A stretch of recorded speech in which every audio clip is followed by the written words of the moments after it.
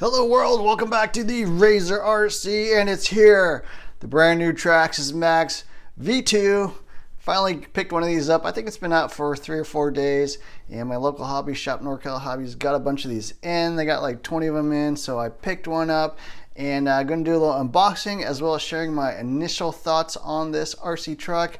I considered myself pretty knowledgeable about the Maxx. I've probably made more videos about the Maxx than anything else on my channel, probably anywhere on YouTube as well. I think I got about 24 videos just including the Maxx, so very familiar. Got bashing videos, tuning videos, review videos, comparison videos, upgrade videos, all kinds of stuff on the Maxx. So super excited about picking up the V2. Second thing I'm going to do is not just an unboxing, but also an initial thoughts comment. So when the V1 first came out, I was one of the very first people to pick one of these up, and had a somewhat controversial video that I put out called Everything Wrong with the Traxxas Maxx, and there were like 8 or 9 things I really didn't like about the truck, just from a design standpoint. So it wasn't performance or speed or durability or anything like that. It was really just based on some choices they made with the design. So we're gonna go through that and see if they fixed any of that stuff, because this is an update to the Maxx. It's not actually a V2, although everyone calls it that. If it was, it'd actually be called the 2.0, just like every other Traxxas, like the eRevo 2.0 or the Fortec 2.0. This is not the Maxx 2.0. It's really just a running change, a running update to the Maxx to address some things. So yeah, we're going to take a quick look at this vehicle.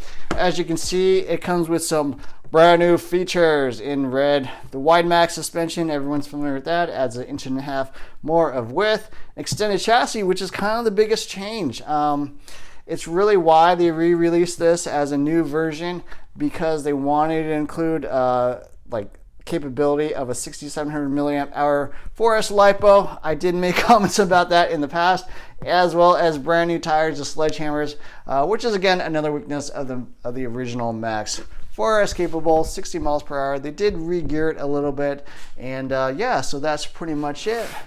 Not much else here on the box. We'll just do a quick unboxing and look at it inside. So as you can see, I picked up what Traxxas calls the yellow version. It does come in 6 different versions: a green, blue, red, yellow, rock and roll, and orange. I picked up the yellow, although there's really not a whole lot of yellow on this. It's really more purple, red, black, yellow, orange, and red. Looks like a clown vomited all over this truck, but I want something different. The funny thing about these cars is that they all come with different colored shocks, and I'm kind of a type of guy that wants blue shocks. I don't want orange shocks or green shocks or red shocks. I want blue shocks, and there's really only 3 colors. I already had a blue one. I also already had a red one. And then, yeah, so I decided to kind of go with this, quote, yellow one. What else comes in the box? All your standard Traxxas stuff, nothing too exciting. Different battery strap for, I think, smaller batteries. A little, I think, 7mm wheel nut wrench, and then some little hex drivers, and then the radio. Everyone's seen one of these, the TQI radio. Excellent radio, worth getting the Traxxas link. Solid radio overall, no complaints there, no changes there. And yeah, looking at the truck itself, it is longer. Like I said, a little over 1 inch longer. They did redesign some of these plastic parts, because obviously the body is longer. The body is a different part, and the colors are slightly different. I think the colors actually look a little bit better than the V1s. Other big change is sledgehammer tires. The stock V1 tires were pretty poor, really more of an all-terrain type tire. Worked fine on like the street or grass or something like that, but once you hit the dirt, yeah, really didn't provide much traction at all. Was worth upgrading the original V1 tires. And then pulling off the body, you can see that the chassis has a brand new battery strap. So that is really the primary reason they went to an update.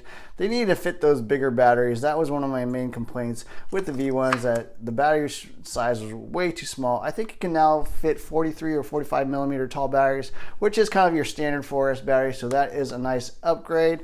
Electronics are all the same, although they did re-gear down to a 23 to opinion. The original was 24 teeth, so I would imagine this is just a hair slower, probably a couple miles per hour slower than the original. But with the longer chassis, it is harder to wheelie. It's going to be slightly heavier. With the wider arms, obviously gearing it down will provide a little more torque, allow it to accelerate a little bit harder. And then the WideMax suspension kit that everyone has reviewed. Now, what did they not change? Well, when the V1 first got released, there were a lot of things I complained about. There were like 8 different things I thought they kind of messed up, and we'll kind of talk about that and see if they fixed any of those things. So first off was the price. The original V1 sold for $550. I think at launch you could get them for like $530. That's what I paid, but MSRP was $550. That's kind of the standard price it's been for the last 2 years, and they've increased the price, so it's now $570. So $20 more, and at the time, $550 was a ridiculous amount of money for a plastic 4S vehicle, plastic drive shafts, these crappy wheel nuts, non-adjustable turnbuckles. Armas at the time, like 6S aluminum Armas were about $550. So actually, I think they may have been a little less, $500 at the time. So this, to me, was massively overpriced. Now, fast forward 2 years, everything else has gone up. The Armas are now $600. Even like the E-Revo is $650. It's gone up $100. I think the Traxxas Xmaxx is up another like $200 at like $1,000. So everything else has gone up in price except this. They only increased the price by $20. I think that's actually fair. Whereas the original V1 Max, I would say, is like absurdly overpriced by about $100, $150. This is actually it's come down to earth a little bit just because everything else has gone up. So glad to see that they did actually somewhat address it, sort of indirectly by not raising the price that much. So I'm happy about that. At $570, it's still pricey, still a little overpriced in my opinion, but not quite the problem it was before. Second problem that I complained about. Look at these wheel nuts. As you can see, they are not standard 17 millimeter wheel nuts, even though the hexes are with 17 millimeters. They got these little blue inserts. They use like, I think, M6 wheel nuts.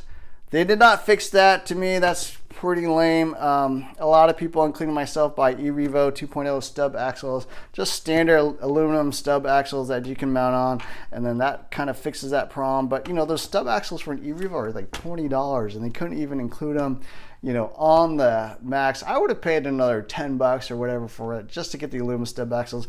Wish they had fixed that. They did not. This is annoying. They got these little inserts, these little plastic inserts that fall out every time you take off your wheels, but at least the wheels have been improved, so no improvement there really.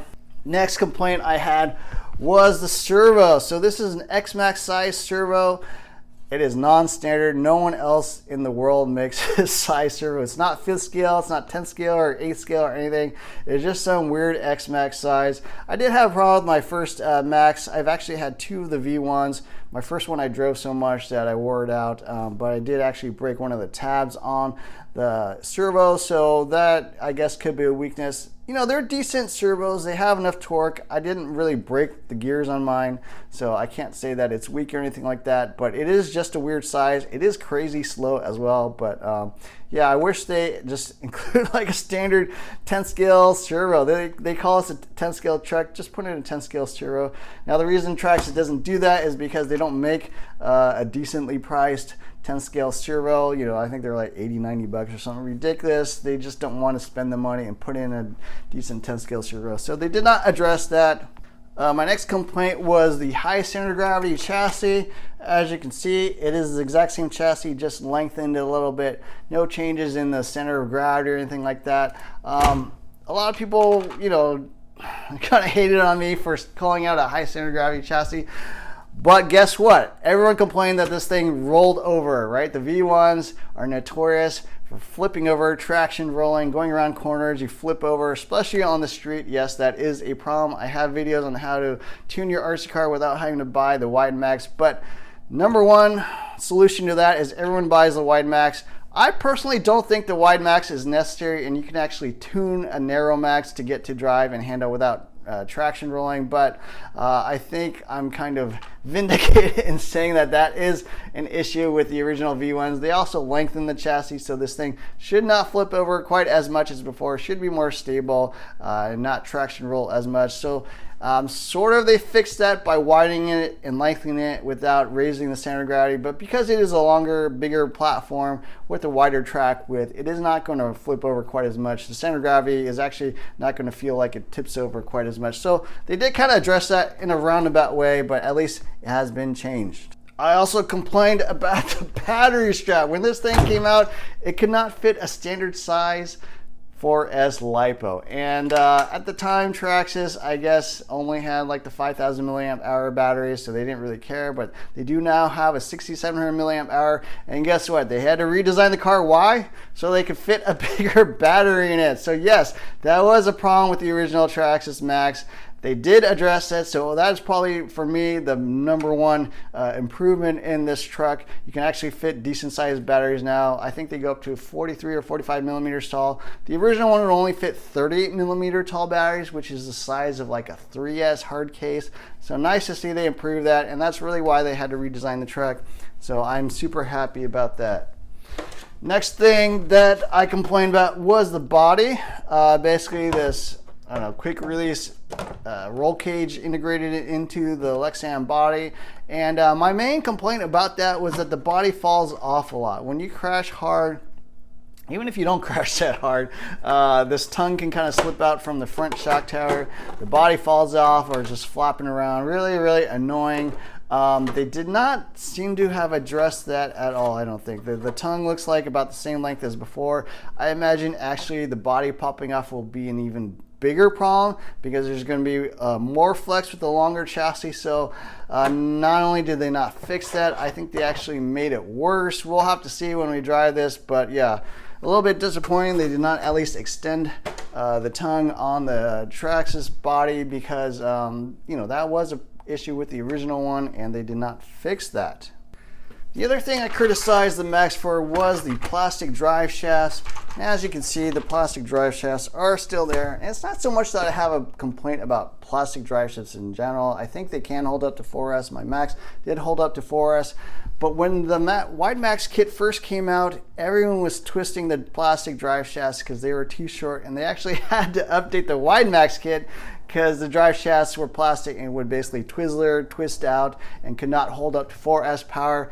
So I feel like that was somewhat of a concern, especially once you went to the Wide Max kit. You pretty much needed to get either the steel CVAs or wait until they actually released the new version of the Wide Max kit, which had longer plastic drive shafts. So it is somewhat fixed. You can still twist those plastic drive shafts with the Wide Max kit, especially if you're running super thick differential oil there in the middle. But you know, that was not so much a complaint about plastic in general, but for a $550 car at the time, which in today's money is probably like $650 or so, it's pretty ridiculous. I can't think of any other $550 car that came with plastic drive shafts. Everything comes with metal drive shafts. It's not so much that plastic can't perform, but you know, obviously they're trying to save money on the drive shafts and included plastic drive shafts. And my final complaint was the plastic wheel hexes. They still have plastic wheel hexes. They did not address that. I don't really know why they don't. Well, I know why. They're just trying to save money. Again, Traxxas builds these things to a bit of a budget. They use plastic as much as possible, even in spots where it doesn't make any sense. You know, plastic arms and plastic shock tires and plastic bumpers and even plastic shock caps, totally fine, makes total sense. These plastic shock adjusters, totally fine. But wheel hexes on a 4S $570 car is pretty absurd. And you know, even these stub axles as well, you know, it's just ridiculous where they try to save some money. I did have a couple other complaints with the V1 that I didn't mention in that initial video. These hinge pins are not captured. They do back out on their own. Pretty annoying that they use these threaded hinge pins. I do recommend getting the captured hinge pin set. They are hardened and they won't back out on their own. Looks like they did not fix that. Somewhat disappointing there. That would have been something nice to see, and I don't think it would have cost them a whole lot. I mean, these are steel. Just add the steel captured version.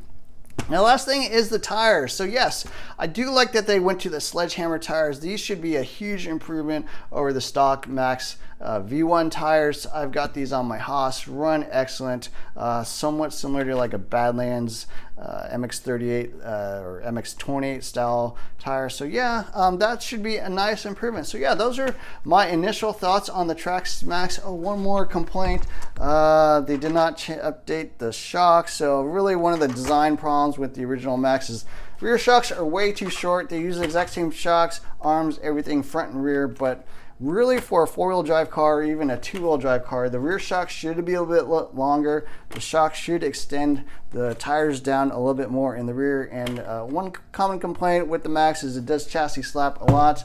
I imagine this will also chassis slap a lot. I would have preferred to see like longer shock rod ends, or longer shocks in general would have been the best solution. I do have some fixes for that, so I will probably have to adjust that. But yeah, that's pretty much it for the Traxxas Maxx V2. I hope you enjoyed this video. Don't forget to hit the like, share, and subscribe buttons. Look for more videos soon. Thanks for watching.